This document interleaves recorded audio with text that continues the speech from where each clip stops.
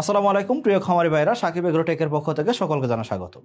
আমরা আজকে আলোচনা করব পুকুরের মাটি শোধন প্রক্রিয়া বা পুকুরের মাটি কেন শোধন করতে হবে, বা পুকুরের মাটি শোধন বলতে আসলে কি বুঝি, এবং কি পুকুরের মাটি শোধন করলে যে উপকারিতাগুলো আমরা পেয়ে থাকি সেই জিনিসগুলো জানার চেষ্টা করবো, এবং কি মাছ চাষে পুকুরের মাটি শোধন না করলে কি ধরনের সমস্যা হতে পারে সেই সম্পর্কে জানার চেষ্টা করবো। তো চলুন শুরু করা যাক।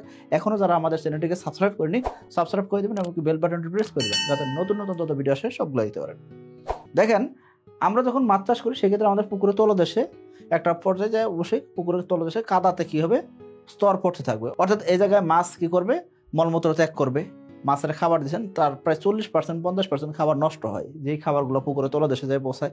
তারপর দেখা যায় পুকুরের নানা ধরনের জলজ আগাছা সেগুলো মারা যায়, সেগুলো পুকুরের তলদেশে যায় পচন ঘটে। তারপর আমরা পুকুরে বিভিন্ন প্রকার সার, খোল, গোবর এগুলো কিন্তু ব্যবহার করে থাকি, ছাই ব্যবহার করে থাকি। নানান কিছুর কারণে কিন্তু পুকুরের তলদেশ আস্তে আস্তে কিন্তু মোটা হইতে থাকে, তাই না? এখন দেখেন, এই জায়গায় যদি তলদেশটা যদি মোটা হইতে থাকে, এরকম যদি স্তরের পর স্তর পড়তে থাকে, সেক্ষেত্রে কি সমস্যা হয়? প্রথম যে সমস্যা হয়, মাছ চাষ করতে গেলে আপনার এই জায়গায় বিভিন্ন ধরনের মাছের রোগ ব্যাধি হওয়ার সম্ভাবনা থাকে। আমরা মাছ চাষে প্রায় 25-30 রকমের রোগ ব্যাধিতে মাছ আক্রান্ত হয়, এরকম কিন্তু আমরা দেখে থাকি। মানে মাছের ক্ষত রোগ থেকে শুরু করে, মাছের পেট ফোলা থেকে শুরু করে নিয়ে, মাছের কানকু পচা, পাখনা পচা থেকে শুরু করে যত ধরনের সমস্যার সূত্রপাত সবগুলোর বেশিরভাগই কিন্তু এই পুকুরের তলদেশ থেকে হয়ে থাকে। তার মানে পুকুরের তলদেশের মাটির উপরেই পানি থাকে, আর মাটির যদি অবস্থা যদি ভালো না হয়, মাটির অবস্থা যদি খারাপ হয়ে যায়, নাজুক হয়ে যায়, সেক্ষেত্রে কিন্তু মাছ চাষ আমাদের জন্য অবশ্যই একটা ঝুঁকির কারণ হয়ে দাঁড়ায়। অনেক খামারিকে আমরা শুনছি এরকম যে মাছ চাষ করতেছেন, বছরের পর বছর মাছ চাষ করতেছেন, কিন্তু লাভবান হইতে পারতেছেন না। কারণ কি? তাদের মাছ বড় হয় না। তার অন্যতম বড় কারণ কি? তাদের পুকুরে তলদেশ থেকে কাদা অবসান করা হয় নাই। গত 5 বছর, 10 বছর, 20 বছরও কাদা অবসান করা নাই, এরকম পুকুর আমি দেখছি। মানে পুকুর ফালায় রাখছে, এক পুরুষ তারা ঝগড়া করছে, দুই পুরুষ ঝগড়া করছে, ঝগড়া করে কি করছে, পুকুর ফেলে রাখছে, কেউ চাষ করতে পারবে না। এখন তাদের পরের প্রজন্ম এসে কি করছে, পুকুর চাষ শুরু করছে। তারা তো এত কিছু জানে না, মাছ চাষ শুরু করে দিচ্ছে, মাছ ছাড়ছে, কিন্তু এখানে হয়তো শুধুমাত্র পানিটাকে পরিষ্কার পানি দিছে, কিন্তু তলদেশের থেকে কাদা যে অবসান করতে হবে সেটা করে নাই। বা এই জায়গায় করতে গেলে একটা খরচের ব্যাপার থাকে। সেই সময় অনেকে আমরা চিন্তা করে থাকি যে 1 বছর আগে চেষ্টা করে দেখি, যদি লাভবান হইতে পারি সেই ক্ষেত্রে আমরা কি করবো, কাদা অবসান করবো। এটা হয়তো আপনাদের কমন করবে। মোটামুটি আমরা বাংলাদেশের প্রত্যেকটা উপজেলায়, প্রত্যেকটা ইউনিয়নে কিন্তু এই সমস্যাগুলো অবশ্যই কেউ না কেউ দেখে থাকি। তো দেখেন, এই যে পুকুরের তলদেশ যদি পরিষ্কার থাকে, পুকুরের তলদেশে যদি কাদা যদি নোংরা হয়ে যায়, পুকুরের তলদেশে কাদা যদি একদম মাছ বসবাসে অনুপযোগী হয়ে যায়, সেই জায়গা থেকে আপনার মাছের রোগ ব্যাধি তো হবেই, পাশাপাশি মাছের গ্রোথ আসবে না, এবং কি দেখা যাচ্ছে এই জায়গায় আপনি মেডিসিন ঢালতে থাকবেন, খরচ করতে থাকবেন, কিন্তু আলটিমেটলি ফলাফল পাবেন না। তাহলে এর থেকে বাঁচার উপায় কি? বাঁচার উপায় হলো আপনার এই জায়গায় আপনার মাটিটাকে শোধন করে নিতে হবে। এখন মাটি শোধন বলতে আমরা কি বুঝি? মাটি শোধন বলতে বোঝাচ্ছি যে কোনো একটা জিনিসকে নাপাক জিনিসকে পাক করে না। মাটি তো নাপাক হয় না, তাই না? এখন জিনিসটা হলো কি, মাটি নষ্ট হয়ে গেছে, সেই জায়গায় কাদা স্তর পড়ে গেছে। মাটির যে গুণাবলী সেটা আমরা আগে যদি জানি, তাহলে আমরা বুঝবো মাটি কেমনে নষ্ট হইলো, তাই না? আমরা জানি মাটির গুণাবলী কি, মাটির উপরে যা রাখবেন সেটা আস্তে আস্তে পচন হবে। হ্যাঁ, এটা যত দ্রুত সময় পচন ঘটাতে পারবে, সেই ক্ষেত্রে দেখা যাবে কি ওই মাটির অবস্থা তত ভালো। এখন আপনি বলবেন যে আসলে একটু উদাহরণ দিয়ে যদি বোঝাইতেন, ধরেন আপনি ধান চাষ করেন, ধানের জমিতে আমরা কি করে থাকি, গোবর দিয়ে থাকি। এখন গোবর দিলে কি হয়, আজকে গোবর দিলেন, দেখা যায় 2 দিন 3 দিন পরে আপনি একটা যদি হাল চাষ দেন বা গোবর যদি পরে থাকে, দেখেন সেই জায়গায় নানান ধরনের ব্যাকটেরিয়া, ছত্রাক এগুলো জন্মায় কি হবে, মাটির সাথে গোবরটাকে মিক্স করে ফেলবে, তাই না? ওই জায়গায় এই যে ব্যাকটেরিয়া বা ছত্রাকগুলো আসলো কোথায় থেকে, তাই না? এই যে জায়গাটা, এই জিনিসটা মাটি থেকে অটোমেটিকলি আসে। এখন পুকুরের তলদেশে এরকম নানান ধরনের ব্যাকটেরিয়া, নানান ধরনের ছত্রাক বসবাস করতেছে, সে জায়গায় তো মাটি আছে। এখন এই জায়গার মাটির ভিতরে যদি এক ধরনের উপরে স্তর পড়তে থাকে, হ্যাঁ, স্তরের পর স্তর, স্তরের পর স্তর পড়তে থাকে, অর্থাৎ এটাকে আপনি পুকুর না চিন্তা করে আপনি যদি চিন্তা করেন এটা আপনার ধানের জমি, সেক্ষেত্রে আপনি প্রতিদিন এই জায়গায় আপনি কি করবেন, 1 ট্রাক করে আপনি গোবর ফেলবেন, সেক্ষেত্রে মাটি আর হয়তো খুঁজে পাবেন না, একটা পর্যায়ে খালি গোবরই খুঁজে পাবেন, তাই না? তো একই জিনিস এই জায়গায় হলো, আপনি প্রতিনিয়ত খাবার দিয়ে যাচ্ছেন, প্রতিনিয়ত মাছ মলমূত্র ত্যাগ করতেছে, প্রতিনিয়ত জলজ উদ্ভিদ মারা যাচ্ছে, প্রতিনিয়ত কি হচ্ছে, জলজ যে অণুজীবগুলো আছে সেগুলো মারা গেছে। নানান কারণে দেখা যাচ্ছে পুকুরের তলদেশ আস্তে আস্তে লেয়ার মোটা হতে থাকে, অর্থাৎ মাটির স্পর্শ আর পাওয়া যায় না। তখন এই কাদাটা অনেক মোটা হয়ে গেছে, 2 ফিট 3 ফিট 5 ফিট পর্যন্ত কাদা হয়ে গেলে তখন দেখা যায় সমস্যার কিন্তু শুরুটা হয়। ওই মাটিটাকে বলা হচ্ছে কি, ওই মাটিটাকে বলা হচ্ছে অশোধিত মাটি, বা ওই জায়গাতে মাছ চাষ করতে গেলে আপনার ঝুঁকি নিয়ে মাছ চাষ করতে হবে। আশা করি আপনারা বুঝতে পারছেন। এখন আসেন যে এই যে আমরা মাটিটাকে শোধন করে নেব, শোধন করে নিলে আমাদের কি সুবিধা পাবো, এবং কি এই মাটি শোধনের প্রক্রিয়াটা কি হবে। মাটি শোধন করে নিলে যেই সুবিধা পাবেন সেটা হলো, প্রথম যে সুবিধা পাওয়া যায়, মাছের রোগ ব্যাধি কম হয়। একেবারে বলা যায় যে রোগ ব্যাধি হয় না বললেই চলে। এখন আপনারা বলবেন যে ভাই এক মাটি শোধন করে নিলে রোগ ব্যাধি হবে না? হ্যাঁ, মোটামুটি 90% আপনার রোগ কমে যাবে যদি জাস্ট মাটিটাকে শোধন করে নিতে পারেন। এখন আপনি বলবেন যে ভাই এই যে মাটি শোধন করে নিব, রোগ ব্যাধি কমে গেল বুঝলাম, মাছের গ্রোথ ঠিক আসবে? মাছের গ্রোথ আলহামদুলিল্লাহ অবশ্যই মাছের জাত যদি ভালো হয় 100% রেজাল্ট ভালো আসবে। তারপর প্রশ্ন হতে পারে আপনার যে মাটি শোধন করে নিলে এই জায়গায় মাছের যে আমরা যে খাবার দিয়ে যাচ্ছি সেই খাবারটা তো আস্তে আস্তে পচন ঘটবেই। সেক্ষেত্রে কি করব? সেক্ষেত্রে প্রতি বছর অন্তর আপনাকে কি করতে হবে? কাদাটাকে অপসারণ করতে হবে। 6 ইঞ্চি, 3 ইঞ্চি, 2 ইঞ্চি করে কাদা আপনার অপসারণ করে নিতে হবে। তাহলে দেখবেন যে মাটির শোধনটা কিন্তু কার্যকারিতা কিন্তু ভালো করবে, অর্থাৎ এই জায়গায় মাছ চাষ আপনার জন্য লাভজনক হবে। এখন আসেন যে এই মাটি শোধন যে করবে এটার পদ্ধতি কি হতে পারে? পদ্ধতি কয়েক ধরনের হতে পারে, তবে আমরা আগে মাটি শোধন পদ্ধতিতে যাওয়ার আগে আমরা একটু জিনিস আমরা জেনে নেব। সেটা কি? এই জায়গায় যে মাছ চাষ করব, মাছ চাষের জন্য আমাদের কি দরকার হচ্ছে? মাছ চাষের জন্য পুকুরের তলদেশে যে মাটিটা আছে সেই মাটির গুণাবলী আমাদের জানার দরকার আছে। আমরা জানি মোটামুটি বাংলাদেশে কয়েক প্রকারের মাটি হয়ে থাকে, তার ভিতরে বেলে মাটি, দোআঁশ মাটি, এঁটেল মাটি, বেলে দোআঁশ মাটি, এই 4 ধরনের মাটি কিন্তু আমরা বেশিরভাগ দেখে থাকি। এবং 4 ধরনের মাটির ভিতরে কোন মাটিটা সবচেয়ে ভালো বা কোন মাটি মাছ চাষের জন্য বেশি উপযোগী সেটা হলো কি? বেলে দোআঁশ মাটি এবং কি দোআঁশ মাটি, এই দুইটা মাটি হলো মাছ চাষের জন্য সবচেয়ে উপযোগী। আপনার প্রশ্ন হতে পারে ভাই এঁটেল মাটি নয় কেন? কারণ কি এঁটেল মাটিতে দেখা যায় ওই মাটিটা অনেক শক্ত হয়, ওই মাটিতে পানি দীর্ঘস্থায়ী থাকে, দীর্ঘদিন থাকে, কিন্তু ওই জায়গায় পচন হইতে কিন্তু সময় লাগে। কিন্তু আপনার বেলে দোআঁশ মাটি বা দোআঁশ মাটিতে যদি আপনি মাছ চাষ করেন সেক্ষেত্রে ওই পুকুরের তলদেশে পচনটা দ্রুত সময় হয় এবং কি ওই জায়গায় মাটি মানে মাছ চাষের পিএইচ কন্ট্রোল করতে এবং মাছ চাষের জন্য উপযোগী পরিবেশ তৈরি করতে কিন্তু খুব ভালো ভূমিকা পালন করে।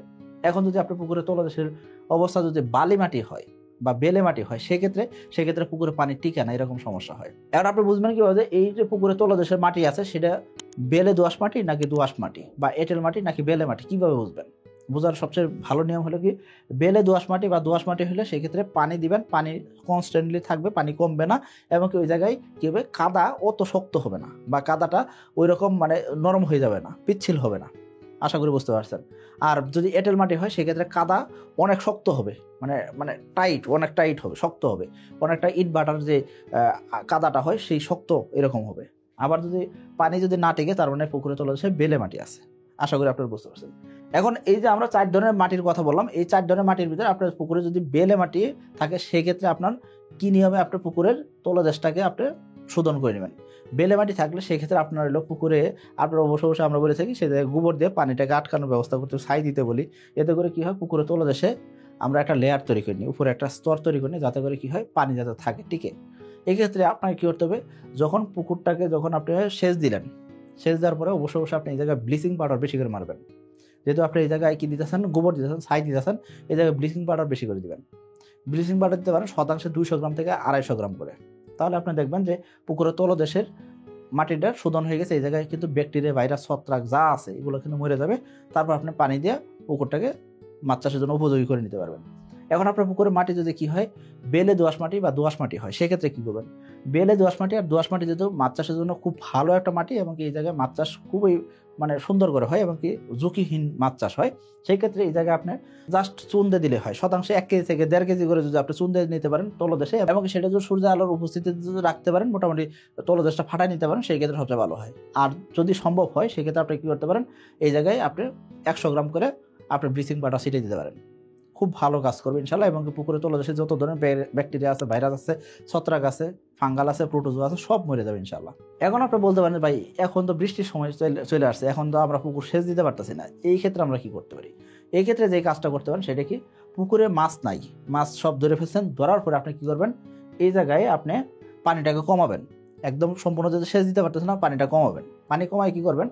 এই জায়গায় মাটি যদি অধিক পরিমাণ মাটি হয়ে যায়, ধরেন 6 ইঞ্চি, 8 ইঞ্চি, 10 ইঞ্চি কাদা আছে, এরকম যদি পুকুর হয় সেক্ষেত্রে আপনি কি করবেন? এই জায়গায় শতাংশে আপনি 200 গ্রাম করে ব্লিচিং পাউডার দিবেন। প্রথম দিন আগে ব্লিচিং পাউডার দিবেন, দিয়ে আপনার পানির ভিতরে ধরেন 6 ইঞ্চি, 8 ইঞ্চি এরকম পানি আছে এই অবস্থায়, আর কাদা আছে ধরেন 1 ফিট বা 10 ইঞ্চি, এই জায়গায় আপনি কি করবেন?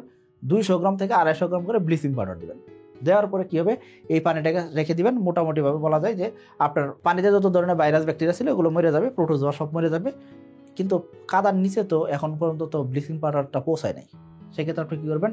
আপনি এই জায়গায় পানি থাকা অবস্থায় 6 ইঞ্চি 10 ইঞ্চি পানি থাকে সমস্যা নাই, এর ভিতরে আপনি মই টেনে দিবেন অথবা এই জায়গায় হরা টেনে দিবেন।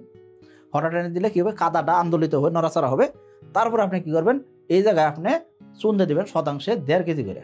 তাহলে দেখবেন আপনার পুকুরের তলদেশের যে যত ধরনের ভাইরাস ব্যাকটেরিয়া যা কিছু হওয়ার সমস্যা ছিল সেই সমস্যাগুলো আশা করি আগামী 6 মাসের ভিতরে হবে না।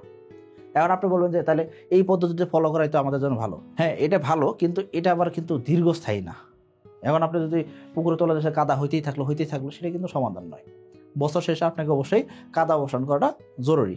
কিন্তু এখন যাদের পুকুরে মানে এখন যেহেতু বৃষ্টি বাদল দিন চলে আসছে, হুট করে বৃষ্টি শুরু হতে পারে, এমনকি দেখা যাচ্ছে কি হতে পারে এই জায়গায় পানি সব সেচ দেওয়া সম্ভব হচ্ছে না, সেই ক্ষেত্রে আপনি এই কাজটা করতে পারেন। আশা করি আপনারা বুঝতে পারছেন।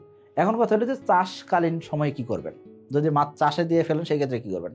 মাছ চাষকালীন সময় আপনার মাটি শোধন করার জন্য আপনি যেটা করবেন সেটা কি, প্রতি শতাংশে 150 গ্রাম করে আপনি প্রথম দিন চুন দেবেন, পরের দিন 150 গ্রাম চুন দেবেন, তারপরের দিন 150 গ্রাম চুন দেবেন, এইভাবে হয়তো 450 গ্রাম 500 গ্রাম পর্যন্ত চুন আপনি ব্যবহার করতে পারেন।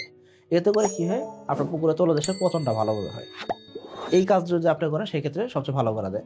এখন মাছ থাকা অবস্থায় আমরা ব্লিচিং পাউডার ব্যবহার করবো কিনা, না, মাছ থাকা অবস্থায় ব্লিচিং পাউডার না দেওয়া ভালো। যদি খুব প্রয়োজন হয় সেই ক্ষেত্রে দেওয়া যায়, তবে সেটা অবশ্যই উপজেলা মৎস্য অফিসারকে ডেকে এনে দেখায় তারপর করবেন। এই নর্মাল আপনার আশেপাশে এমন কেউ আছে যারা খুব ভালো বুঝে, এরকম কারোর দরকার নেই, সরাসরি উপজেলা মৎস্য অফিসারকে ডেকে এনে নিয়ে এসে দেখাবেন, দেখায় আপনার এই সমাধানটা করে নেবেন। আশা করি আপনারা বুঝতে পারছেন। এখন আসেন যে এই জায়গায় আমরা মাসে মাসে বিকেসি দেই, সেটা দেওয়া উচিত কিনা, বা এই জায়গায় জীবাণুনাশক ব্যবহার করবো কিনা। হ্যাঁ, আপনি জীবাণুনাশক ব্যবহার করতে পারেন, তবে জীবাণুনাশক যেটা করে একদম তলদেশের অবস্থানটাকে পরিবর্তন করতে পারে না। এরা জাস্ট কি করে, এই যে পানি ছিল পানির জাস্ট উপরের স্তরটাকে এরা হয়তো বা কার্যক্রম করে দিতে পারে। তবে এই জায়গায় আপনি যদি হরা টানেন তারপর যদি চুন দেন, সেই ক্ষেত্রে দেখা যায় মোটামুটি একটা ভালো কাজ করে। তবে আমরা কি বলছি, আমরা বলে রাখছি যে আপনি মাছ থাকা অবস্থায় কি করবেন, বিকেসি যদি দেওয়া লাগে সেক্ষেত্রে দিতে পারেন। তবে আমরা বলি সচরাচর ক্যাটফিশ জাতীয় মাছ না হলে সেক্ষেত্রে আর কোনো ধরনের জীবাণুনাশক বা বিকেসি দেওয়া দরকার নেই। আপনি জাস্ট চুন দিবেন, লবণ দিবেন এবং কি তারপর প্রোবায়োটিক ব্যবহার করুন। ইনশাআল্লাহ আপনার পুকুরের মাটি এবং পানি অবস্থা ভালো থাকবে এবং মাছ চাষ আপনার জন্য সহজ হবে, নিরাপদ হবে। আশা করি আপনাদের এই ভিডিওগুলো দেখে আপনাদের অবশ্যই মাছ চাষটা সহজ হচ্ছে, এবং কি আপনারা যারা মাছ চাষ করতে যায় নানান ধরনের সমস্যায় পড়তেছেন তাদের হয়তো আমরা হেল্প করতে পারতেছি, এবং কি যারা আমাদের থেকে মাছ নিচ্ছেন, তেলাপিয়া মাছের পোনা নিচ্ছেন, এসে তেলাপিয়া নিচ্ছেন, তাদের মাছের খামারে নানাবিধ সমস্যা, সেগুলো সমস্যার সমাধান কিন্তু খুব দ্রুত সময় হয়ে যাচ্ছে। কিভাবে, সাকিব এগ্রোটেক তাদের পাশে আছে। দেখা যাচ্ছে একই গ্রামে দুইজন মানুষ আলাদা আলাদা পুকুরে মাছ চাষ করতেছেন, আমাদের খামারি রেজাল্ট ভালো হওয়ার কারণে দেখা যাচ্ছে ওই খামারে আমাদের খামারির কাছে এসে বলতেছে যে তোমার পুকুরে মাছ এত ভালো হয় কেমনে, তোমার পুকুরে মাছ চাষ কেমনে করতেছো, কোন কোম্পানি মাছ নিয়ে মাছ চাষ করতেছে। এরকম কিন্তু অনেক খামারি আমাদের ফোন দিয়ে বলে, ভাই অমুক মনে ফোন দিবে আপনাকে, বা অমুক হয়তো আপনাদের কোম্পানিতে ফোন দিয়ে হয়তো ফোন অর্ডার করবে, ওকে একটু সাজেশন করবেন বা ওকে একটু ভালোভাবে ফলো আপে রাখেন, ওদের একটু আপনি একটু সুযোগ সুবিধা যদি দিতে পারেন সেই ক্ষেত্রে আশা করি তারাও ভালো করবে। তো এখন দেখা যাচ্ছে কি, একজনের মাধ্যমে আরেকজন আসে কেন, উপকার পায় দেখে। তো আশা করবো আপনারাও একজন আরেকজন উপকারে আসবেন এবং কি মাছ চাষটাকে আগায় নিয়ে যাবেন। তো আশা করবো আপনারা আমাদের ভিডিওগুলো দেখে উপকৃত হচ্ছেন, আর যদি উপকৃত হয়ে থাকেন সেক্ষেত্রে অবশ্যই একটা করে লাইক দিবেন, কমেন্ট করবেন এবং শেয়ার করবেন। সবাই ভালো থাকবেন, সুস্থ থাকবেন। আসসালামু আলাইকুম।